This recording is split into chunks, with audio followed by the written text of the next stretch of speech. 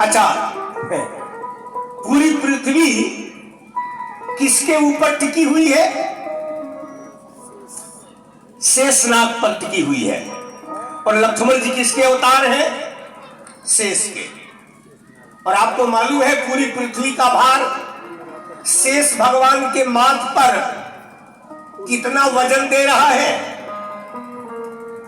आपके माथ में हजारों बाल हैं, और यदि हम आपसे पूछ दें इन हजारों बालों में एक बाल का जरा वजन करके मुझे बताइए, तो आपके पास बताने का कोई पैमाना है? पूरी पृथ्वी का भार जिस शेष के ऊपर माथ पर एक बाल के समान है, अगर अंदाजा लगाइएगा उस शेष भगवान की ताकत कितनी होगी। माताओं जरा सावधानी के साथ सुनना, आपका विषय है कि पूरी पृथ्वी का भार जो एक बाल के समान महसूस कर रहा है, कोई पता ही नहीं चलता मेरे ऊपर कोई भार है। लेकिन आज पानी का वजन जरा देखिए। दुनिया में सबसे ज्यादा वजन किसी चीज में है तो उसका नाम है पानी। मेरे मुंह से निकली हुई आवाज। बच्चे ने गलती की, बाप ने एक ऐसी जबान में उसको फटकार लगाई कि बेटा जाके बिजली का नंगा तार छू दिया, ये बाड़ी का वजन है। सास ने कुछ कह दिया, बहू मिट्टी का तेल अपने शरीर पर उड़ेल लिया, ये बाड़ी है साहब। दुनिया में अन्न की तकलीफ से व्यक्ति उतना व्यथित नहीं होता, मकान की कमी से उतना व्यथित नहीं होता जितना व्यथित किसी के मुंह से निकली हुई एक कच्ची जबान से होता है। इसीलिए हमारे यहां कहा गया है, किसी भी आराधना में, किसी भी साधना में, किसी भी पूजन में, किसी भी यज्ञ में पहली पूजा गणेश की जाती है, पर रामचरितमानस में पहली पूजा गणेश की नहीं की गई है ना, पहली पूजा बाणी की गई है। बंदे बाणी तब विनायक, गणेश जी की वंदना भारत में की गई है। इसलिए अच्छा, कौ से लेके ज्ञो तक हमारी सामने बेटियां बैठी हैं। कौ से लेके ज्ञो तक के बीच में कौन ऐसा अक्षर है जो एक बार नहीं, दो बार नहीं, कई बार आया है?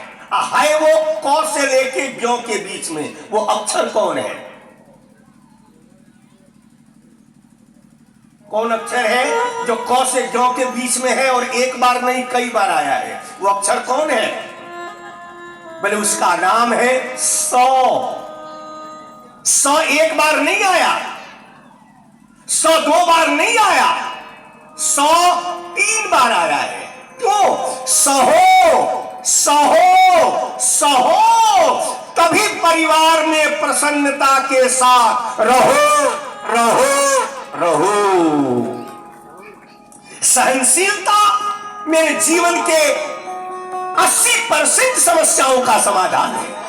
इसलिए लक्ष्मण जी ने कहा, भैया इस बुढ़े धनुष में क्या रखा है? जो तुम्हारा अनुशासन पाऊं, कंदुक यूं ब्रह्मांड उठाऊं। बस उसी समय विश्वामित्र जी समझ गए। क्या समझ गए? कि जिसके माथ पर पूरी पृथ्वी का भार एक बाल के समान है, और उस लक्ष्मण की जब भौहें तन गई, ओठ फड़कने लगे, बोले माखे लखन कुटिल भई भौहे, माखे लखन कुटिल भई भौहे, भगत कर कर मेरी सोए, भगत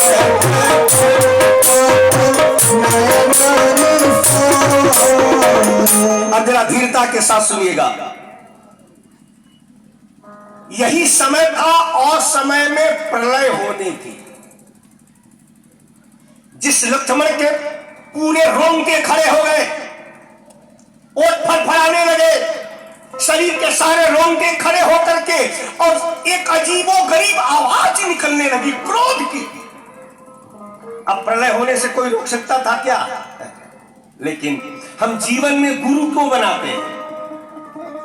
हम जीवन में गुरु इसीलिए बनाते हैं कि जब मेरे जीवन की यात्रा चलते चलते किसी चक्रव्यूह में फंस जाए, तो जो चक्रव्यूह से निकालने का काम करता है उसी को सद्गुरु कहते हैं, उसी को सद्गुरु कहते हैं।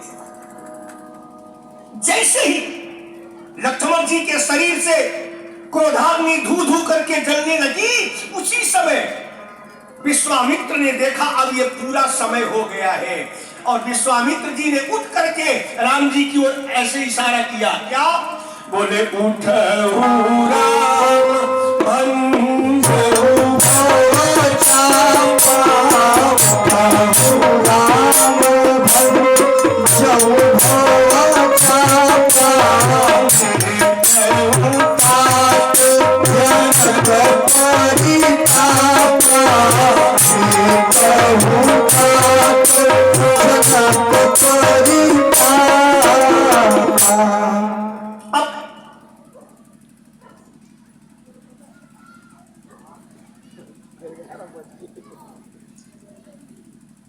भंडारा में केवल 20 मिनट 25 मिनट और बाकी है,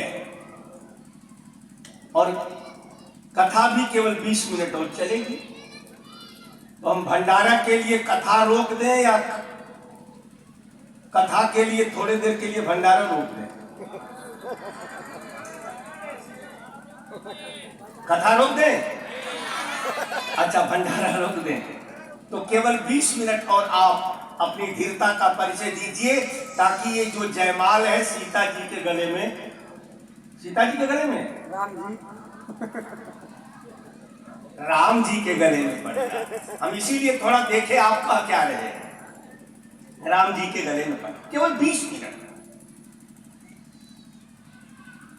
बोल हनुमान जी महाराज की जय, श्री सत्यनारायण भगवान की जय। बस विश्वामित्र जी ने आदेश दिया, क्या बोले? उठे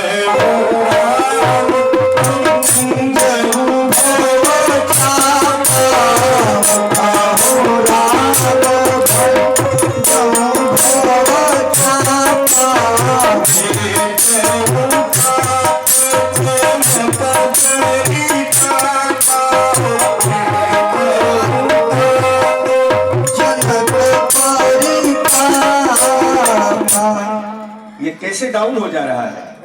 वोल्टेज कम है क्या भैया? देख लीजिए। डाउन होगा तो मेरी आवाज बता देगी, पकड़ लेगी कि डाउन हो रहा है। मशीन आपका है पर बोलने का अभ्यास हम लोगों का नहीं है। इसलिए अगर आप सावधानी के साथ, राम जी खड़े हुए, राम जी की उस समय उम्र क्या है जिस समय धनुष तोड़ने के लिए खड़े हैं? पता नहीं क्या है। उस समय राम जी की उम्र 15 साल की है, और इस सभा में जितने भी राजा उपस्थित हैं, तो कोई राजा 15 वर्ष के पहले तो बन नहीं सकता। जब भी बना होगा तो 25, 30, 35 पर ही राजा बना होगा। राम जी खड़े हुए। अब जरा इसमें हमको आपको संकेत क्या है, इसको जरा सुनिएगा। इसके पहले 10,000 लोगों ने गठबंधन बनाया था धनुष तोड़ने के लिए, 10,000 लोगों ने। आज तो गठबंधन 26 पार्टियों का बना है, लेकिन त्रेता में यह गठबंधन 10,000 लोगों ने बनाया था।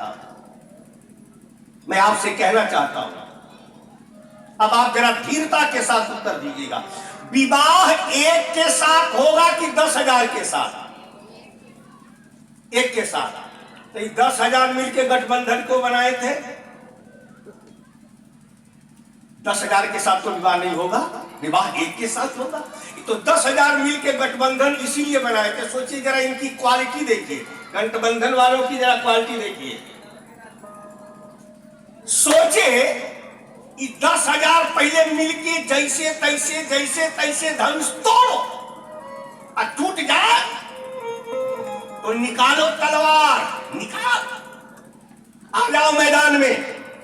9,999 लोगों का गर्दन काटा जाए और जो एक बचेगा उसी के गले में जयमाल पड़ेगा।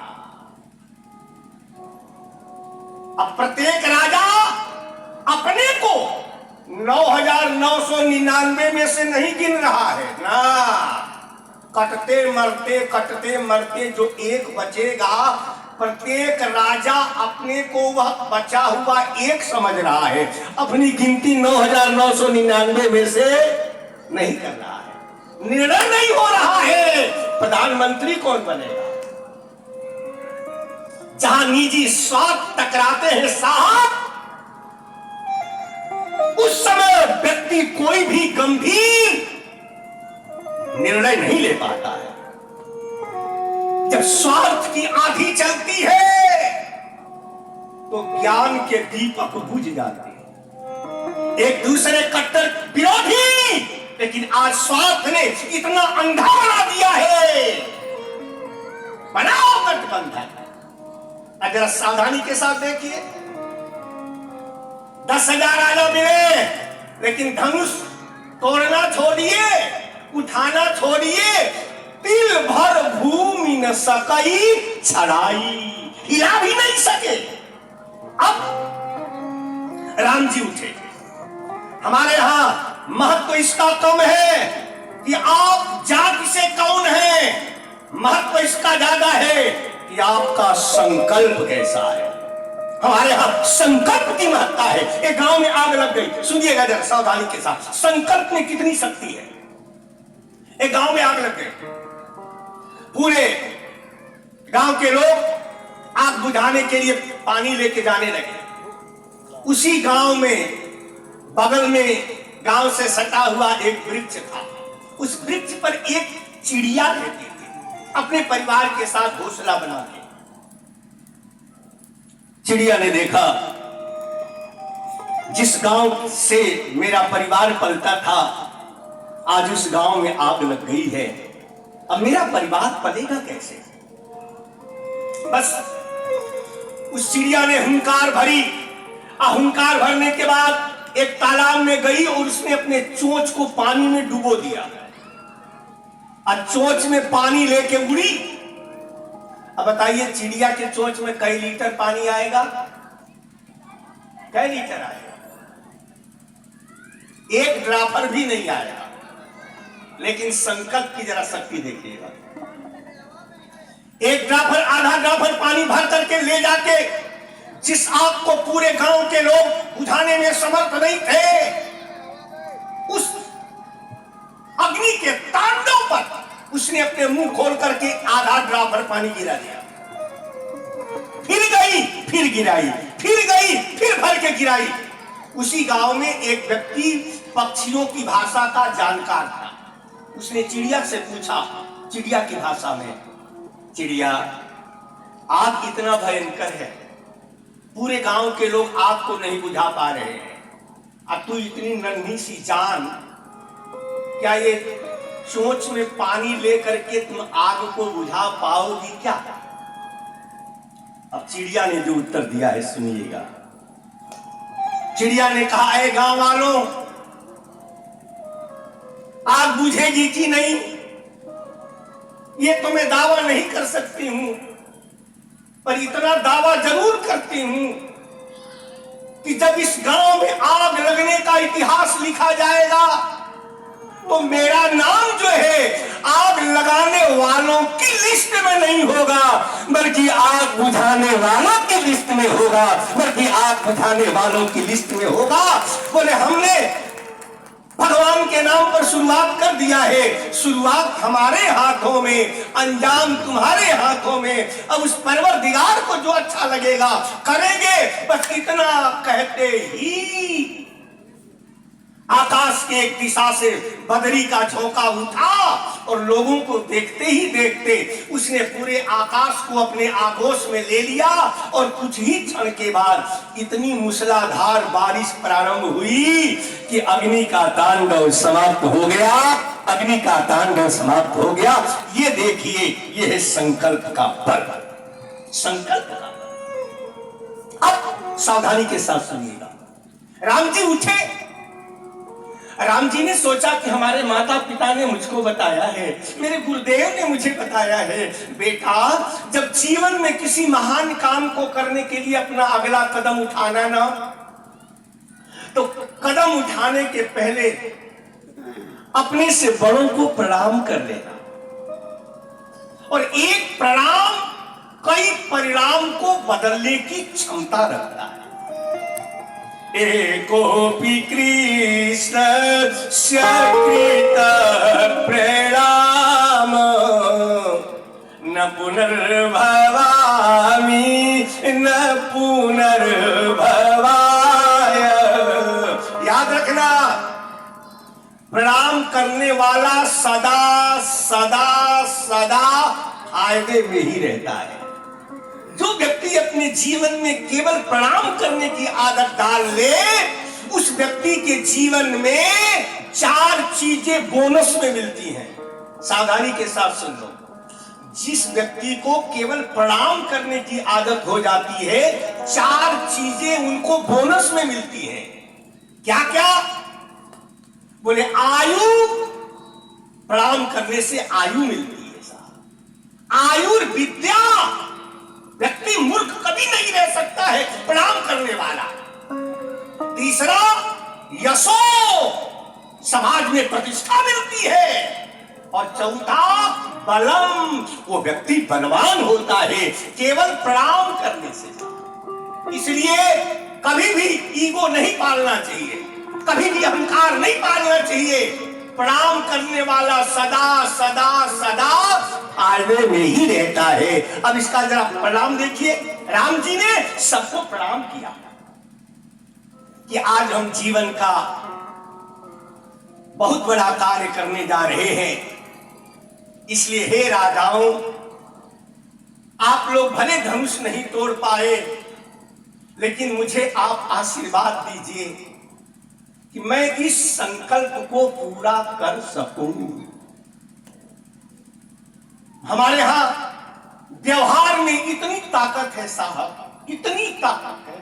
हमारे यहां 2 शब्द हैं। एक शब्द है प्रभाव और दूसरा शब्द है स्वभाव। अब इसको जरा बारीकी से सुनिएगा, नहीं तो बात ऊपर से क्रॉस हो जाएगी। एक शब्द है प्रभाव और एक शब्द है स्वभाव। प्रभाव स्वभाव में क्या अंतर है? प्रभाव से सामने वाला व्यक्ति कुछ देर के लिए मौन रह सकता है, समर्पित नहीं होगा। जानता है कि यदि मैं आपकी बात काटूंगा तो शायद मैं 2-4 दिन जी पाऊंगा कि नहीं जी पाऊंगा। आपका प्रभाव है समाज में, प्रभाव। पर स्वभाव में इतनी ताकत है साहब कि सामने वाला वक्त आने पर गर्दन कटाने को भी तैयार हो जाता। रावण अपने प्रभाव के बल पर अपने भाई विभीषण को अपने पक्ष में नहीं रख पाया, मार के लात निकाल दिया। और राम जी अपने स्वभाव के बल पर, जिसके पिता को मृत्यु दंड दिया था, बाली के पुत्र अंगद को अपने स्वभाव के बल पर अपने सेना का प्रधान शांति दूत बना करके रावण के दरबार में भेज दिया। ये है स्वभाव। इसलिए राम जी का जरा स्वभाव देखिए। राम जी प्रणाम करते हैं सभी लोगों को, और जैसे ही राम जी ने सभी लोगों को एक बार मुस्कुराते हुए देख करके प्रणाम किया ना, सब लोगों की सोच बदल गई, सब लोगों की बुद्धि बदल गई, सब लोगों की वाणी बदल गई। सब लोगों ने कहा, हे भगवान, जिनके पास थोड़ी सी भी बुद्धि थी, थोड़ा सा भी विवेक था, तो उन लोगों ने कहा, हे भगवान, हम तो धनुष के पास पहुंच नहीं पाए, पर ये जो सामने वाला दिखाई पड़ रहा है ना, इसको देखने के बाद मन कर रहा है कि आज मैं सब कुछ इसके ऊपर न्यौछावर कर दूं, सब कुछ मैं इसके ऊपर लुटा दूं। काश हे परमात्मा, हमने अपने जीवन में कोई भी पुण्य किया हो तो ये सारा पुण्य निकाल करके इस युवक को हम दे रहे हैं, ताकि इस युवक के द्वारा आज धनुष टूट जाए। देखिए, उस समय गुरु वशिष्ठ जी सामने नहीं है राम जी के, लेकिन अपने गुरुदेव वशिष्ठ को भी राम जी प्रणाम करने से चूके नहीं। कैसे प्रणाम कर रहे हैं? बोले गुरु ही प्रणाम मन की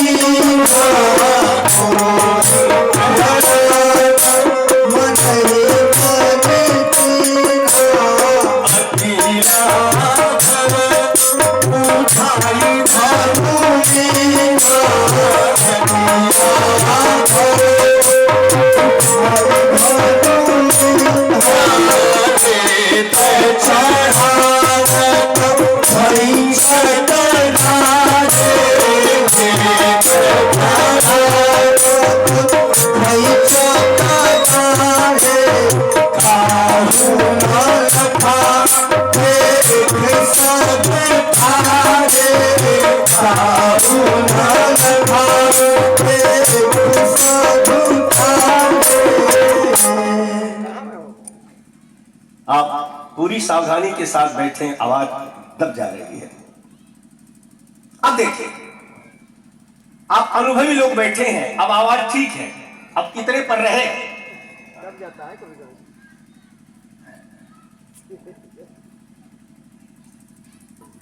अब क्या कहना चाह रहे थे भूल गए। जहां भी थोड़ा सा माइंड इधर का उधर हुआ तो चूंकि ऊपर से वो रिले न हो रहा है, डिस्कनेक्ट हो जाता है। छोड़ दे सब खाड़े।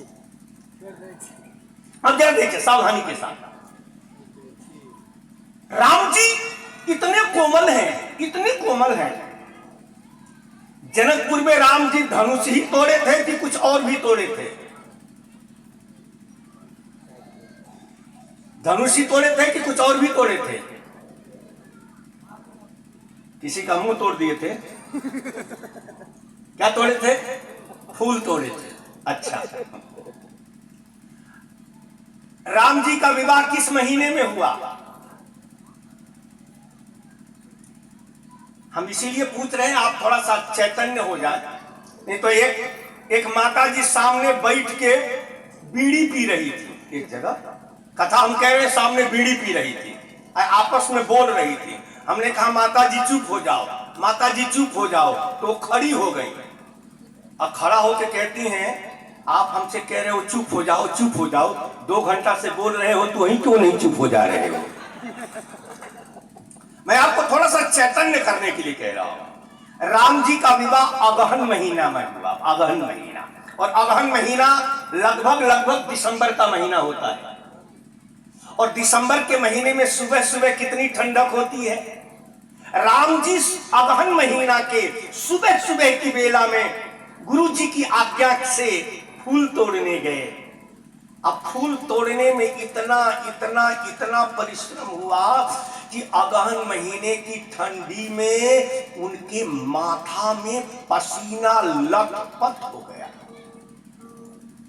तो जिसको फूल तोड़ने में पसीना आ रहा हो, वो वज्र के समान कठोर धनुष को कैसे तोड़ा होगा? जरा अंदाजा लगाइए तो। कैसे तोड़ा? यह केवल प्रणाम के बल पर तोड़ दिया था। गुरु ही प्रणाम मानहि मन कीना, गुरु प्रणाम मनहि मन कीना, पीला उठाई धनु लीना, पीला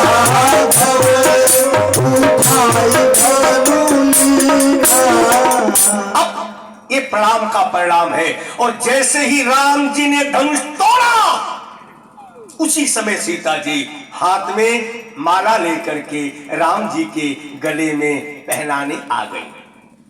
और जैसे ही सीता जी ने गले में पहनाया, चारों तरफ पूरे जनकपुर में सभी लोग ताली बजा करके इसका स्वागत करने लगे। अब 2 मिनट की बात, केवल 2 मिनट। अब 20 में 2 हटा दिए, 0 बचा, लेकिन 2 मिनट आप और समझ लीजिए। 11 तो बजी गया, पर 2 मिनट की बात सुन लीजिए, पूरी कथा का सार। जिस समय धनुष टूटा तो एक व्यक्ति आया, उसने कहा, ए धनुष, तुमको 1000 लोग मिलकर के उठाना चाह रहे थे, तुम नहीं उठे, अकेले राम के हाथ से कैसे उठ गए? तूने अकेले राम के हाथ से उठ के संसार को क्या सीख दिया है? बस इस लाइन को सुन लीजिएगा। धनुष ने कहा, मैंने 1000 व्यक्ति के हाथ से न टूट गए, 1000 व्यक्ति के हाथ से न उठ के मैंने संसार को सीख दिया है, अकेले राम जी के हाथ से उठ के। बोले क्या सीख दिया है? बोले मैंने यही सीख दिया है, मैं यही संसार को कहना चाह रहा था, ऐ दुनिया के लोगों, 1000 लोग मिलके तुमको उठाना चाहेंगे, तुम नहीं उठ सकते हो। दुनिया में उठता वही है जिसको स्वयं भगवान उठाना चाहे। जिसको भगवान उठाना चाहेंगे वही दुनिया में उठ सकता है। जिसको भगवान उठाना न चाहे वह दुनिया में उठने वाला नहीं है। बख्शियावर रामचंद्र की, श्री राम जय राम जय जय राम, श्री राम जय राम श्री राम जय राम जय श्री